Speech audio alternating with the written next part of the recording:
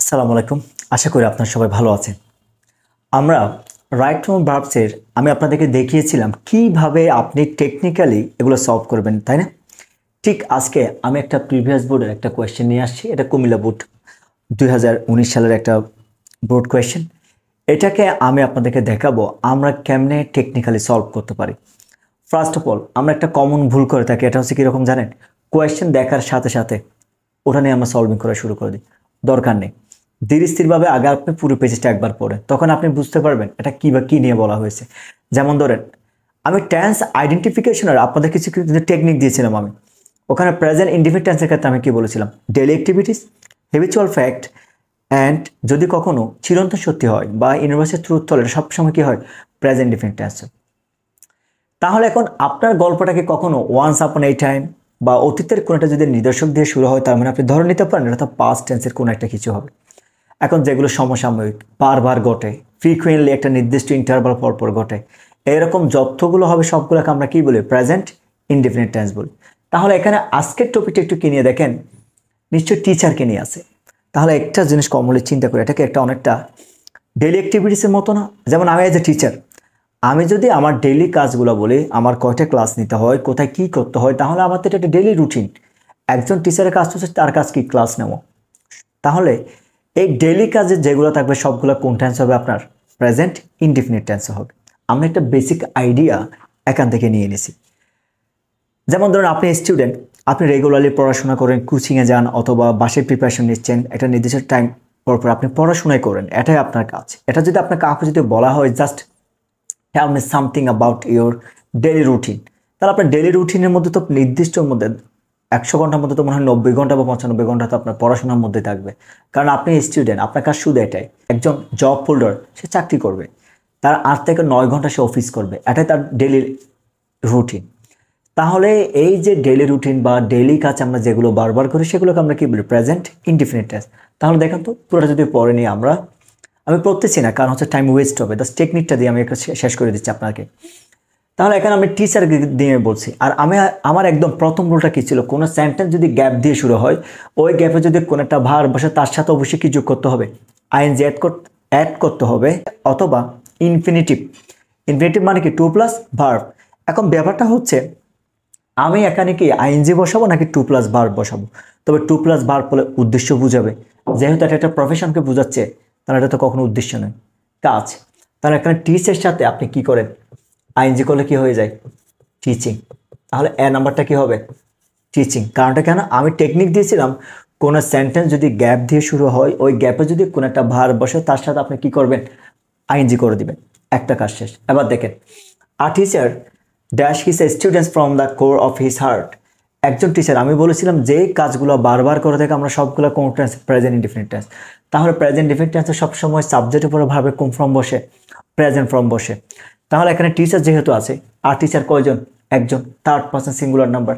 Third person singular number হলো অবশ্যই ভার্বের সাথে একটা কি অ্যাড করতে হবে? এস বা ইএস। আমি আপনাকে আর ইজি করে দিই। থার্ড পারসন সিঙ্গুলার নাম্বার হচ্ছে মোট 6টা। আমি যদি যে কোনো একজন ব্যক্তির নাম বলি, ধরেন আমি যদি বলি করি, কোন একটা ছেলে, তার প্রনাউন কি? হি। আমি যদি কোন একটা যদি মেয়ের নাম বলি, ধরেন আমি বললাম ফারিয়া, তার জন্য প্রনাউন কি? শি। আমি যদি কোন একটা বস্তুবাচক কোন একটা কিছু বলি, যেমন আমি বললাম আ পেন, আর প্রনাউন কি? ইট। জাস্ট এই 6টা যদি কোনো জায়গায় আপনি দেখেন, তখন ভার্বের সাথে কি করবেন? আপনি এস বা ইএস অ্যাড করবেন। তাহলে দেখেন এখানে আর টিচার কয়জন? একজন না? তার মানে কি আপনার থার্ড পারসন সিঙ্গুলার নাম্বার। এই জন্য এখানে টিচার সাথে একটা আপনার কি করতে হবে? এস বা ইএস।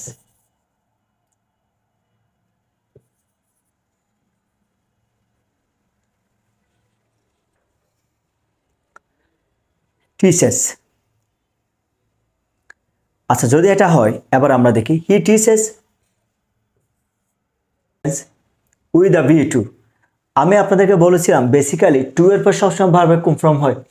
প্রেজেন্ট ফর্ম হয়। তবে এমন কিছু ওয়ার্ড আছে যেগুলোর পর কি বসে? Verb plus ING. আপনারা কাইন্ডলি আমার বেসিক ক্লাসটা একটু দেখে আসবেন। ওখানে যে শুধুমাত্র যে আমি 9টা রুলস দিয়েছি, তার মধ্যে এই ওয়ার্ডটা আছে, এবিসি ও জিলাপি। মনে রাখার জন্য এইভাবে টেকনিকটা সেট করা। এবিসির মধ্যে এই যে জিলাপিকে মনে রাখা বলছিলাম GLP। তাহলে আরেকটা বলেছিলাম ও, ও মানে ডাব্লিউ, আমি এটাও বলেছিলাম এভাবে A B C O G L P, এটাকে মনে রাখার জন্য বলেছিলাম A B C O G L P, এখানে কোডের মধ্যে ছিল। ডাব্লিউ মানে হচ্ছে উইথ আ বি টু, অর্থাৎ উইথ এ বি টুর পর যে ভার্বটি বসবে তার সাথে অলওয়েজ আপনার কি বসবে, আইএনজি হবে। তাহলে এখানে গিভেরটা কি হয়ে যাবে, আইএনজি হয়ে যাবে, গিভিং। আমরা বেসিক্যালি জানি এটাই, টু এর পর সবসময় তো ভার্বের বেস ফর্ম বসে বা প্রেজেন্ট ফর্ম বসে, তবে এমন কিছু ওয়ার্ড আছে যেগুলোর পর কি বসে, বার প্লাস আইন। যেমন ধরেন এ দিয়ে যদি বলেন আপনি এডিক্টেড টু, অ্যাকাস্টম টু, এগুলোর পর কি বসবে, যেমন বি মানে হচ্ছে বিভার প্লাস ইউজ টু, সি মানে কনফেস টু, ডাব্লিউ মানে কি with a view to, object to, get use to, look forward to, prepare to. এই টাইপসের ওয়ার্ডগুলোর পর সবসময় ভার্বের সাথে কি হবে, আইএনজি বসবে। এবার আসি আমরা ডি নাম্বারে। আর আমরা জানি প্রেপোজিশনের পর অ্যাকসেপ্ট টু, টু এর ক্ষেত্রে আবার এই টুগুলোর পর ভার্বের পর আইএনজি হবে। বাইয়ের পর প্রেপোজিশনের পর যদি কখনো ভার্ব থাকে তার সাথে অবশ্যই কি হবে, আইএনজি হবে। এটা আমার রুলসের মধ্যে ছিল। তাহলে দেখেন এখানে প্রেপোজিশন, তাহলে গেটটা কি হয়ে যাচ্ছে, getting. Art of education and students can, আমরা জানি moral auxiliary shall, should, will, ought, can, could, may, might, must, ought to, need, dare। এছাড়াও have to, has to, had to, আর be verb plus to, am to, is to, are to, was to, were to, and be verb plus going to, am going to, is going to, are going to, was going to, were going to। এই টাইপসের ওয়ার্ডগুলোর পর সবসময় ভার্বের কোন form বসে, base form অথবা present form. তাহলে এখানে ক্যানের পর যেহেতু এনলাইটেন দেওয়া আছে, এটা এনলাইটেন অবিকল বসে যাবে, কোনো কিছু পরিবর্তন হবে না এখানে। এনলাইটেনটা যে ফর্মে আছে সেম ফর্মে বসে যাবে, কারণ এটাই base form. They are inside the students dash their lessons as their teachers dash them. আচ্ছা, এবার এই পাঁচটা পর্যন্ত আমরা তো টেকনিক দিয়ে পার পেয়ে গেছি, অর্থাৎ আমি আপনাকে যে রুলসগুলো দিয়েছি এগুলো টেকনিক্যালি যে কাজ হয়ে গেছে, মানে এখানে অর্থ বুঝলে বুঝছেন, না বুঝলে ইজিলি সলভ হয়ে গেছে। কিন্তু এই লাইনে সে একটু আপনাকে খেয়াল করতে হবে। আমার যেটা লাস্ট রুল ছিল ওখানে আমি কিছু আপনাদেরকে মোরাল অক্সিলারি ব্যবহার দেখিয়েছিলাম, কখন শুড ইউজ করবেন, কখন ক্যান ইউজ করবেন। কাইন্ডলি ওই ক্লাসটা যদি করেন এটা আপনার বুঝতে কোনো অসুবিধা হবে না। উচিতত্বে, উচিতত্বে আমরা সবাই কি ইউজ করি, শুড ইউজ করি। তাহলে এখানে কি বলছে দেখেন, দ্য স্টুডেন্টস, তাহলে এখানে লার্নার আগে আপনি একটা কি বলেন, শুড। লার্নটা অবিকল বসে যাবে, কারণ আমরা জানি শ্যাল, শুড, উইল, উডের পর সবসময় ভার্বের বেস ফর্ম বসবে। Should learn their lessons as their teachers instruct দেন। যখনই তাদের টিচার তাদেরকে ইনস্ট্রাক্ট দেবে তখনই তাদেরকে সেগুলো কি করে নেওয়া উচিত, শিখে নেওয়া উচিত। এই যে ইনস্ট্রাক্ট, ভার্বের যে ফর্ম থাকবে যেহেতু প্রেজেন্ট টেন্সে আমরা এটাকে অবিকল রেখে দিয়েছি, কোনো চেঞ্জেস করি নাই। But the students nowadays act as though. এবার খেয়াল করি আমরা কি পয়েন্ট, যদি কখনো অ্যাজ দো থাকে, আমরা জানি কি অ্যাজ দোর আগে যদি প্রেজেন্ট ইনডিফিনিট টেন্স থাকে পড়া হয় পাস্ট ইনডিফিনিট টেন্স, আগে যদি পাস্ট ইনডিফিনিট টেন্স থাকে পড়া হয় পাস্ট পারফেক্ট টেন্স। এই রুলসটা আমি এখানে দেখিয়ে নাই, আমি রাইটার ভাবছি এই রুলসটা এখানে আনি নাই, কারণ হচ্ছে এখানে এটা আমি আমার ক্লাস যেটা special use of some words or phrases আছে আমি ওটা ওখানে দেখিয়ে দিচ্ছি আপনাদেরকে, সবগুলো কানেক্টেড। আশা করি আপনি যদি শুধুমাত্র ইনশাল্লাহ আমার যে শিডিউল বা স্লাইডলি 1 by 1 যে সিকোয়েন্স ক্লাসগুলো থাকলে হয়ে যাবে, কারণ এগুলো সব একটার সাথে একটা connected. Special uses of some words or phrases, এই টপিকটার মধ্যে আমি দেখিয়েছিলাম এটাই।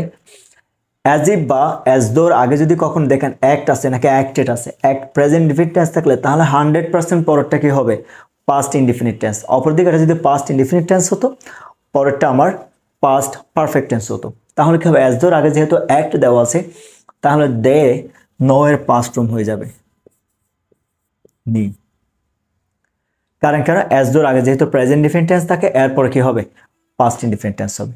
দে আর নট, এটা একটা অ্যাক্টিভ সেন্টেন্স।